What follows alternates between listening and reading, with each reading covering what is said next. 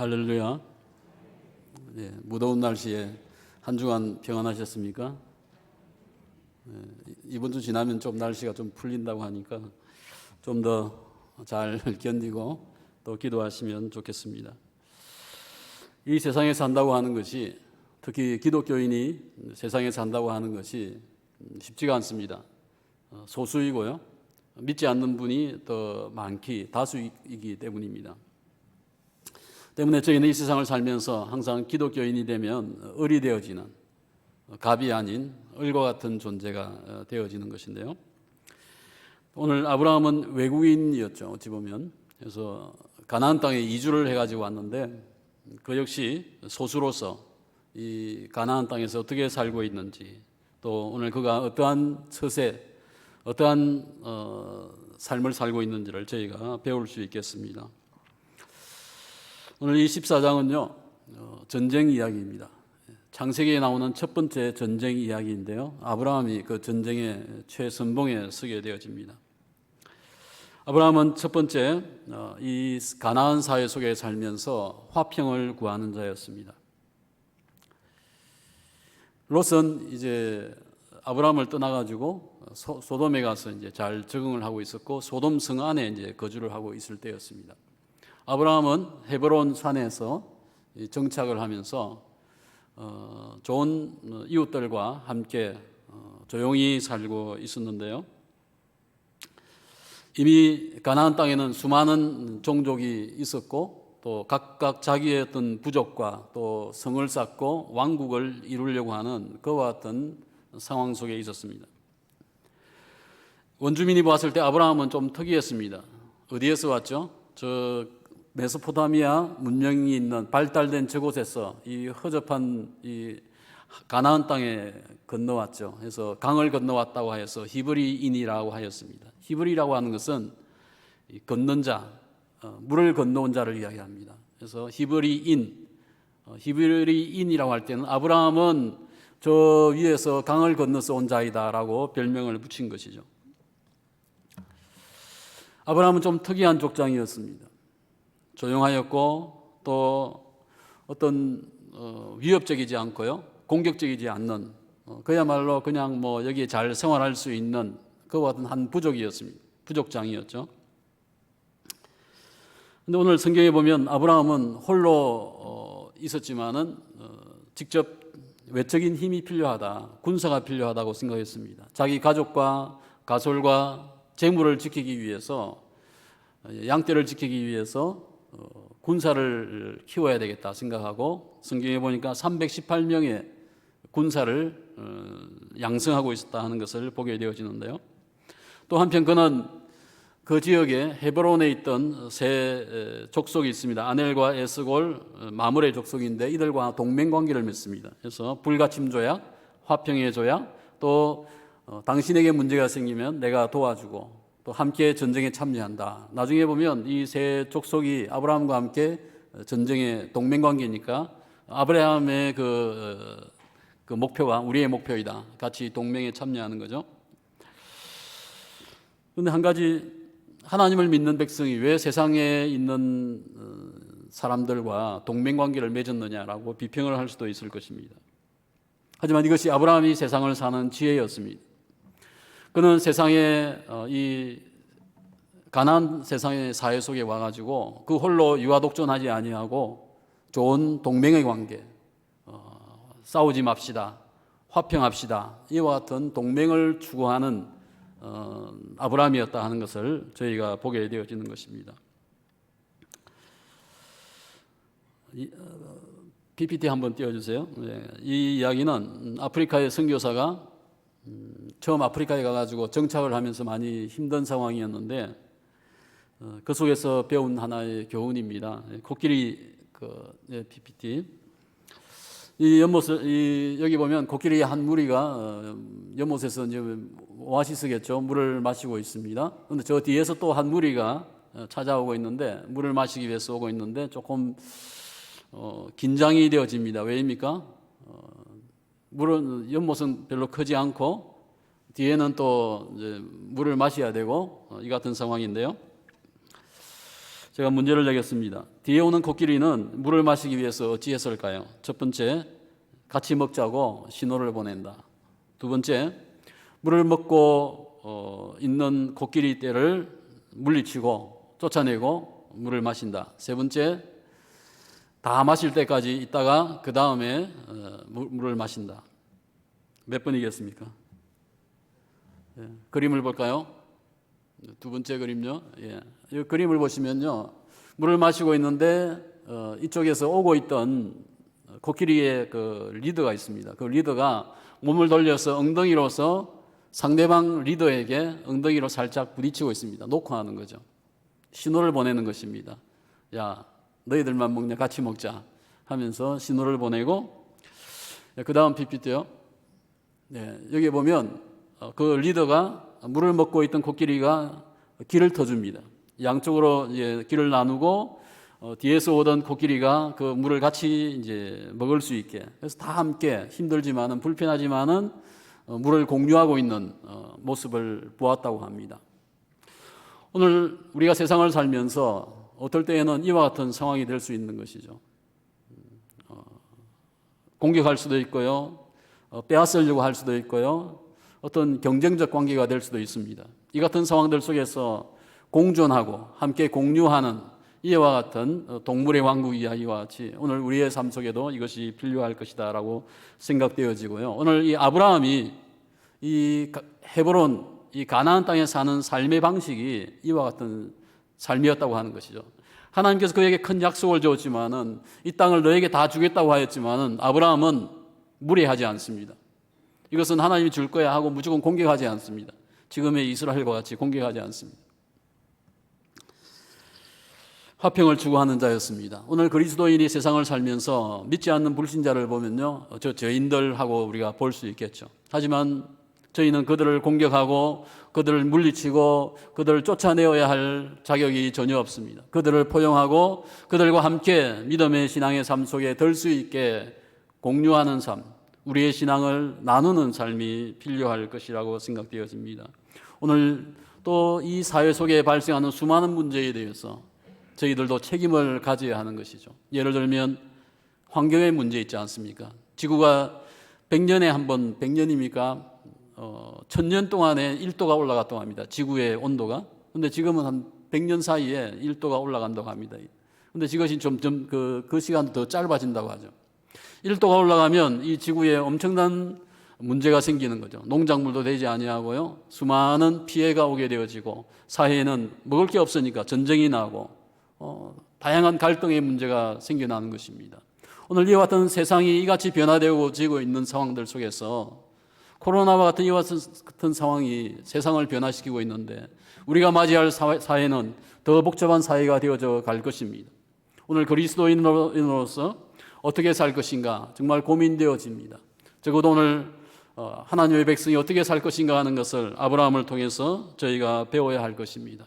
예수님께서도 이 세상에 오실 때에 권위 있는 말을 타고 오지 않았죠. 그죠? 로마 군사와 같이 오지 않았습니다. 겸손하게 낮은 자세로서 낮추시면서 인간이 되셔서 인간을 구원하신 것을 저희가 기억해야 되겠습니다.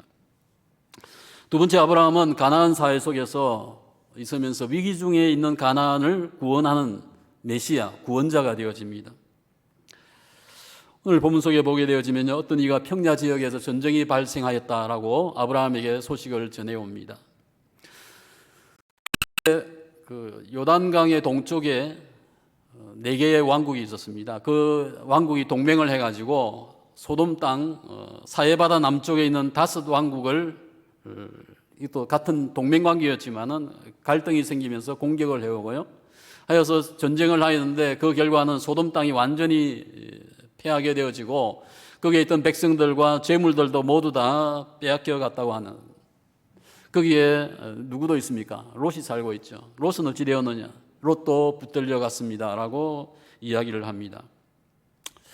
아브라함은 조카의 이 비보, 이 슬픈 소식을 듣고 나서는 당장에 군사를 불러 모으죠. 소집하여서 당장 달려갈 준비를 하였고 추격을 하게 되어집니다. 아마 롯이 아니었다고 하면 아브라함도 주저했을 거예요. 뭐 저쪽에 자기들끼리 먹고 살고 싸우고 뭐 그냥 놔두지 하겠지만은 적어도 하나님께서는 이 롯을 통하여서 아브라함을 가나안 땅에 등장시키시고 전쟁의 선봉에 서게 하시는 것을 보게 되어집니다. 아브라함은 자기 집에서 뭘 한 거예요?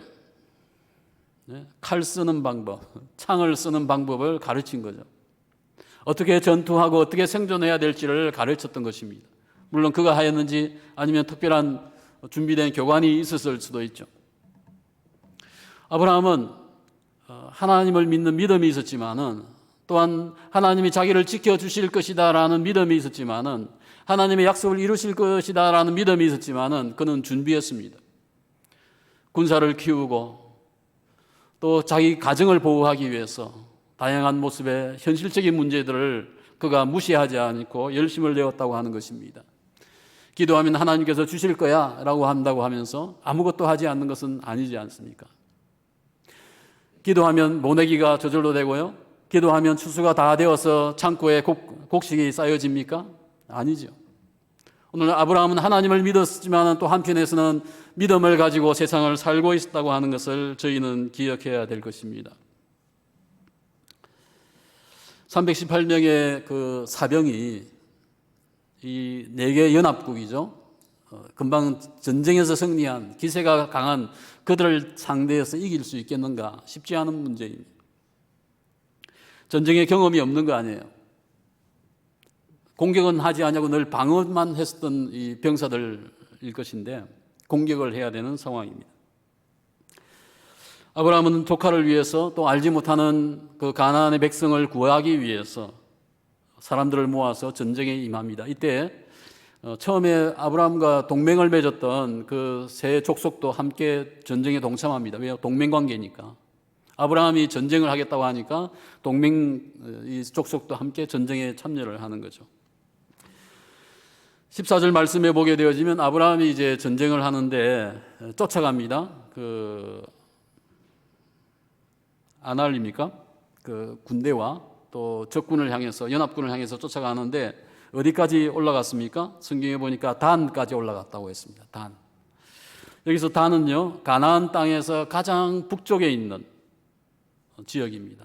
지금 아브라함은 어디에 있습니까? 가장 남쪽에 있는 헤브론이거든요. 그러니까 제일 밑에서 저 위에까지 쫓아가려고 하면 굉장히 쉽지 않습니다. 힘들겠죠.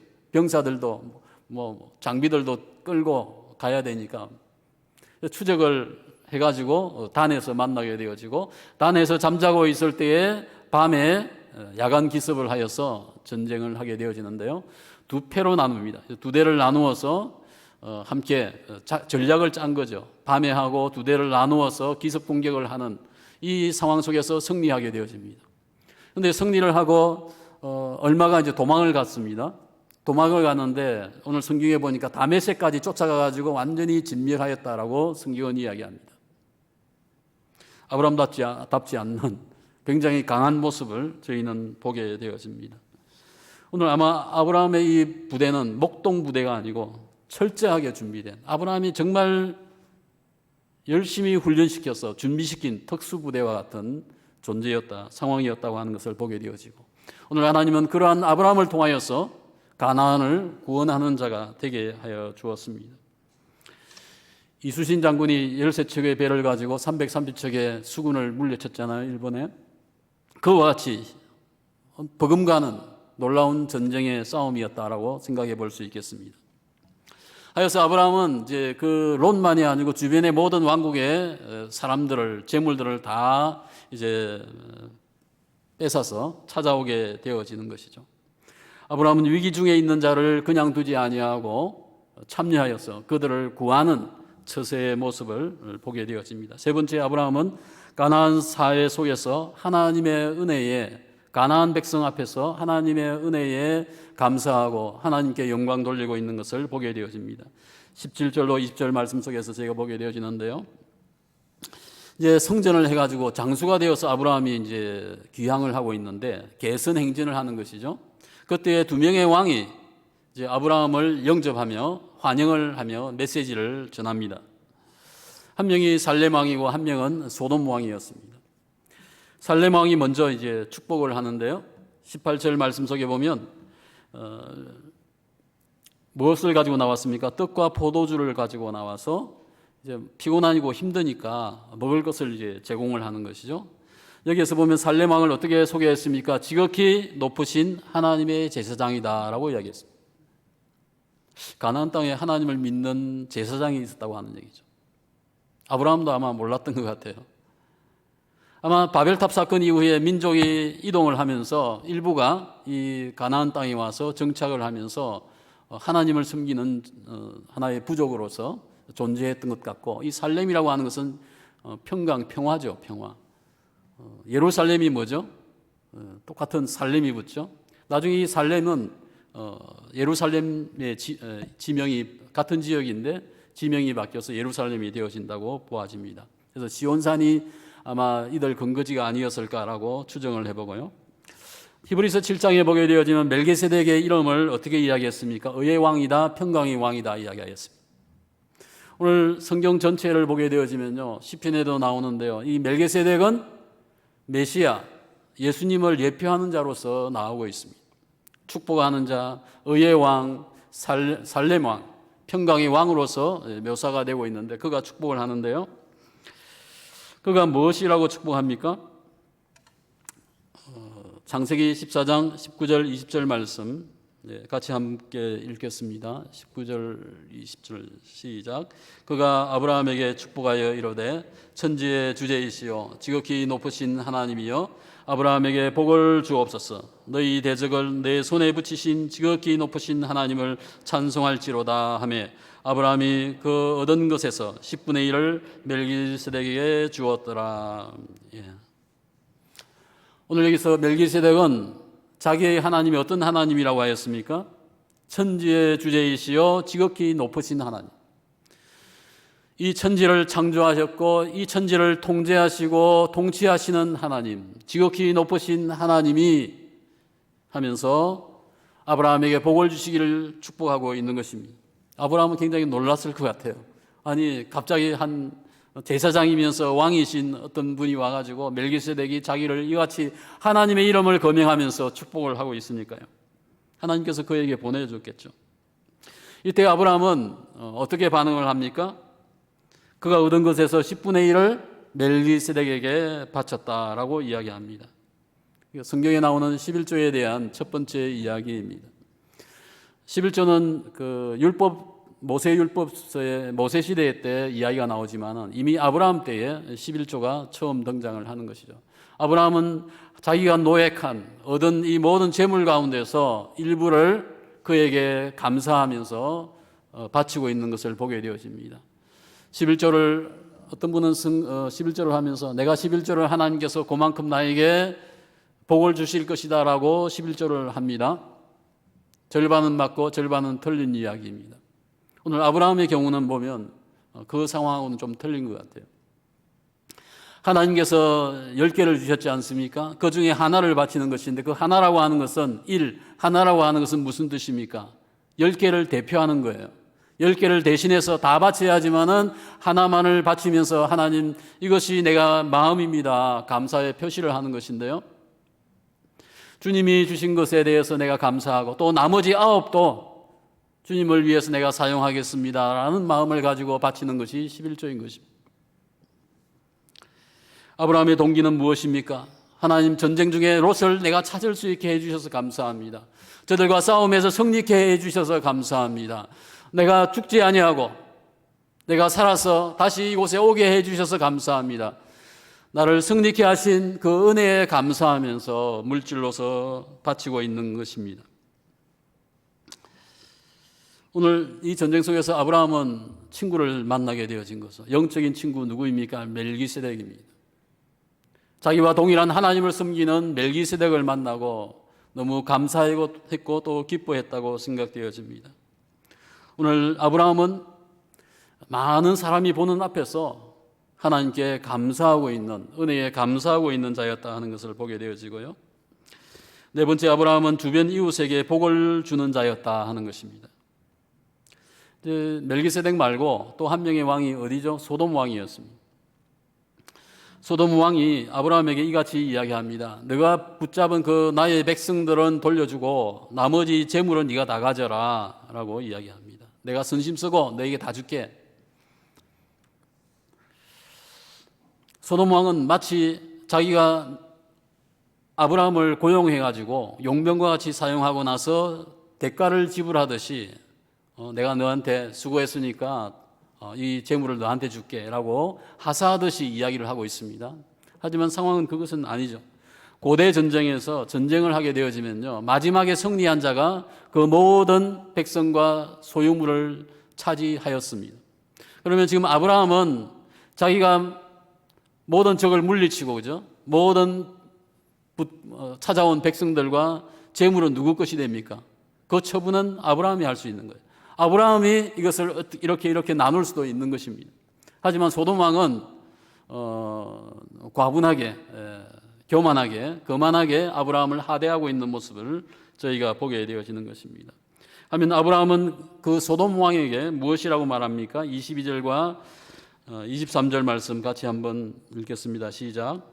아브라함이 소돔 왕에게 이르되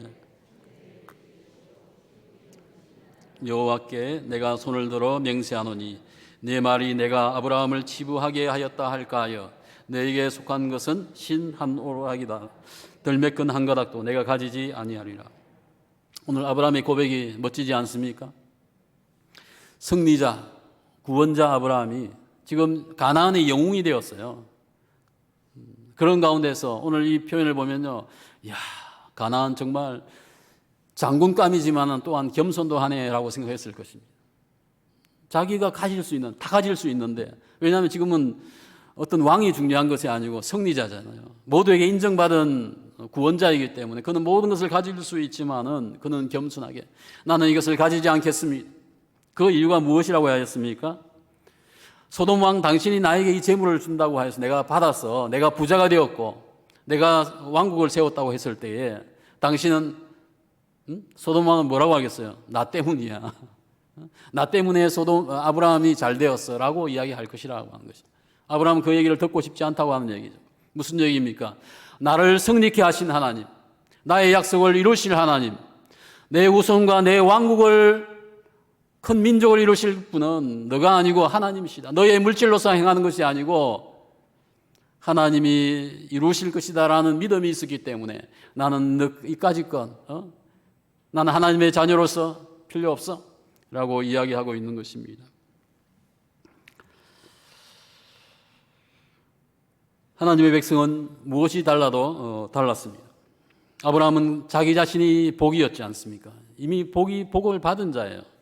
더 이상 복을 더 추구할 필요도 없고요. 하나님이 주신 그 복을 누리고 사는 것이죠. 그는 행복했습니다.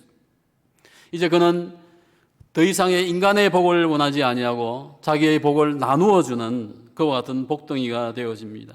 오늘 저희가 세상에 살면서 사업을 하죠. 사업을 확장하고 아마 직장에서 승진도 하고 또 명예를 얻고 많은 것을 추구하게 되어집니다. 하지만 그 과정 속에서 저희는 많은 유혹을 받게 되어지죠. 세상의 방법과 부정한 방법을 통하여서 더 많이 얻고 내가 더 올라가고 더 유명해지기를 원할 수 있습니다. 하지만 그것은 하나님이 원하시는 방법이 아니다는 거죠. 아브라함은 이것은 아닙니다. 나는 당신의 것을 원하지 않습니다. 이와 같은 믿음의 결단이 저희에게 필요할 것입니다. 하나님의 방법은 땀을 흘리고 수고하고 노동하고 믿음과 은혜를 의지하고 성공하는 것입니다. 천지의 주제시여 지극히 높으신 하나님을 믿는 믿음, 그 믿음이 그에게 있었다고 하는 것입니다.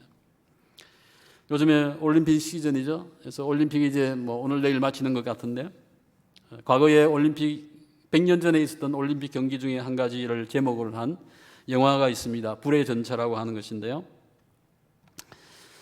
이 에릭입니다. 에릭이 이 100m 경주의 유명한 이제 선수였습니다. 영국의 선수였고 그는 이 열심히 4년 동안 열심히 하여서 준비를 하였습니다. 그런데 예선을 하기 위해서 날짜가 잡혔는데 그 날짜가 주일이었습니다. 부모님은 중국에서 선교사였고요. 이 친구는 지금 파리에서 올림픽 경기에 참여를 하고 있는 것이죠. 그는 고민을 한 이후에 나는 뛰지 않겠습니다. 예선 안 뛰면 결선에 올라갈 수 있습니까? 못 가는 거죠. 포기를 한 것입니다. 주변에서 많은 비평이 왔습니다. 요즘 같으면 뭐 핵폭탄과 같은 악플이 달리겠죠. 엄청난 욕을 했을 거죠. 오늘 우리의 신앙과는 좀 차이는 있겠지만 적어도 이 에릭은 자기의 그 신앙 속에서 내가 주의를 범하지 아니하고 주의를 하나님 앞에 쓰겠습니다. 달리지 않겠습니다라고 결심하고 포기를 하였어요. 그래서 100m 경주에 못 나간 거죠. 그리고 나서 친구의 양보에 의해서 400m 경주에 참여를 합니다. 그는 100m 선수지 400m를 뛰어본 경험이 없어요. 그런데 금메달을 땁니다. 놀라운 상황이죠. 다시 그는 영국의 영웅이 되어지죠. 신앙 때문에 내가 이 신앙을, 자기의 신앙을 지키기 위해서 포기하였지만은 또 딴 방법을 통하여서 그를 높이시고 있는 것을 보게 되어집니다. 그리고 나서 그는 나중에 이제 캠브리지 대학을 나오고요. 장래가 굉장히 촉망되어지지만은 중국으로 갑니다. 부모님이 계신 중국에 가서 선교사가 되고 2차 대전 말년에 감옥에서 순교를 하게 되어집니다. 그는 왜 100m를 경주를 포기했습니까? 자기의 신앙에, 자기의 가치관에 이것이 아니다라고 생각했기 때문에, 이것이 아니어도 하나님께서 나에게 축복하실 것이고 나와 함께 하실 것이다라는 믿음이 있었기 때문입니다. 오늘 저희는 어떠할 것 같습니까? 만약에 요즘에 100m 경기 또는 올림픽에 여러분이 참여를 해가지고 금메달을 딸 수 있는 실력이 있는데, 나 주일날 교회 가야 되는데, 기도해야 되는데, 아마 쉽지 않은, 요즘에는 쉽지 않은 정말 결심이었을 것 같습니다. 오늘 우리가 사는 시대 속에서는 정말 예수 그리스도와 십자가 외에는 어떤 것도 나에게 더 중요하지 않다라고 하는 그 진리를 알지만은 그와 같이 사는 성도가 많이 없다고 하는 것입니다. 쉽게 예배에 참석하지 않고요, 쉽게 갈등도 없이 떠나가고 세상의 일들을 하는 것을 저희가 보게 되어집니다. 그런데 22절 말씀 속에서 아브라함의 하나님이 어떤 하나님인지를 보겠습니다. 22절 속에서 아브라함이 얘기하는데요, 천지의 주제이시여 지극히 높으신 하나님하고 이 표현을 씁니다. 이 표현은 금방 누가 사용한 표현이죠? 멜기세덱이. 그런데 여기서 아브라함은 한 글자를 더 포함시킵니다. 천지의 주제이시여 지극히 높으신 하나님 여호와께. 여호와. 그가 제단을 쌓으면 항상 뭐예요? 여호와 이름을 불렀지 않습니까?